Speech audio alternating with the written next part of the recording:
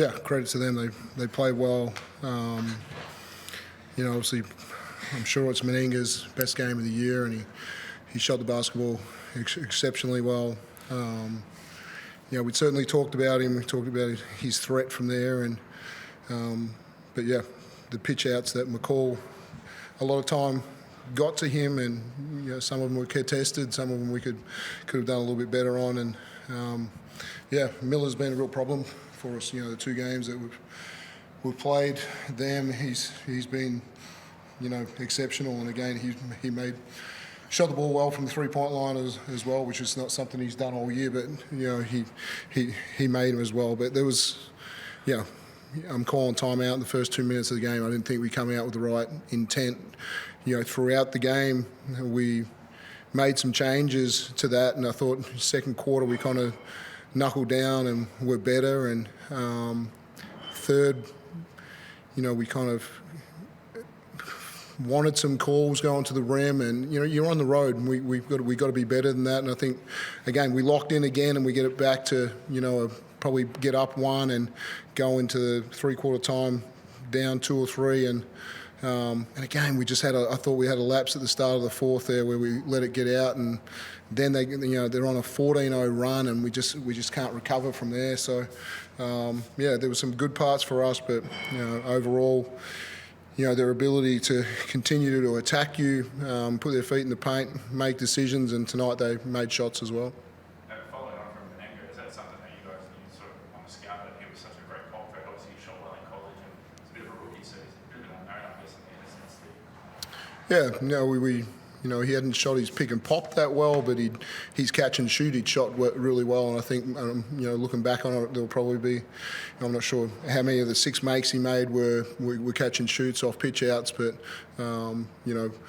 we just didn't quite get our coverage right to make sure we handled that. So he played well. Chris, you feel like this team's obviously 4 losses on the year, so it's not the end of the world, right? This team just needs to bounce back and still can go on a big run here, get leading its finals. Yeah, we've set ourselves up well to go and attack this away stretch and get as many wins as we can, which we expect to do. So, disappointed with tonight's effort, but like we do after a win, like we do after a loss, we'll go in, we'll watch and see where we can be better and turn our attention to the next game. Coach, what did you think of the ball and Chris incident, I guess, where the call went against you guys? What did you make of that? Which one was it? The call against Chris with ball putting the armour. Yeah, there's always going to be some calls in games that I don't agree with. We challenged some. I thought Shea made a good handoff to Chris that he gets a foul for, and there's contact. They're going to be physical with Chris, and there's a lot more fouls that can be called from where I see it. But we're on the road, and we can't.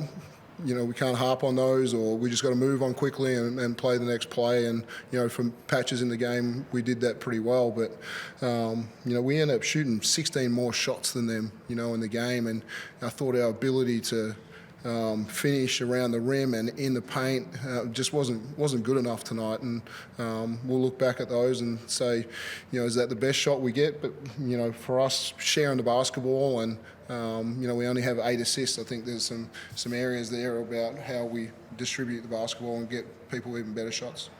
And I feel like you answered a little bit before, but the matchup against Cairns, what is it about the Taipans that make them so tough to stop, I guess, this season in particular, knowing the 2 results?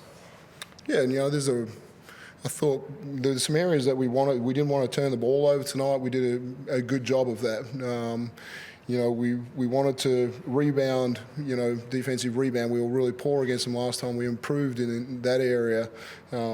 We didn't give up that many fast break points, but there was a lot of pressure on us to go ahead and get back. And, they get to the foul line a little bit more on us, and they shoot the 3 ball a lot better. But, there's certainly a randomness to the athletes that they have where they attack you off the bounce, and it's an area for us to just sit down and guard and, and be better and make sure we stay in front of people. And the help and overhelp, caused them to get some pretty easy ones tonight. Chris, I know New Year's Eve game is a big one for Cairns in particular. Does it feel any different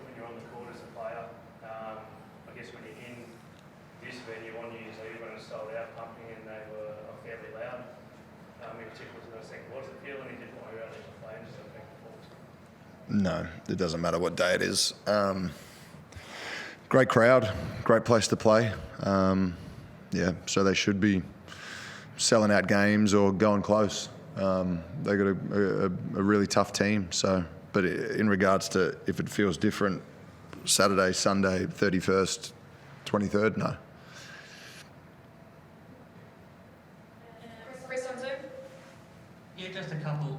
Chris, you would never say that you want to lose a game, but at the same time, can you learn more when you lose a game like this? And does it make the review have that little bit of extra bite to it? Look, we're pretty honest and we're pretty accountable, and if we see things we don't like in wins or losses, we're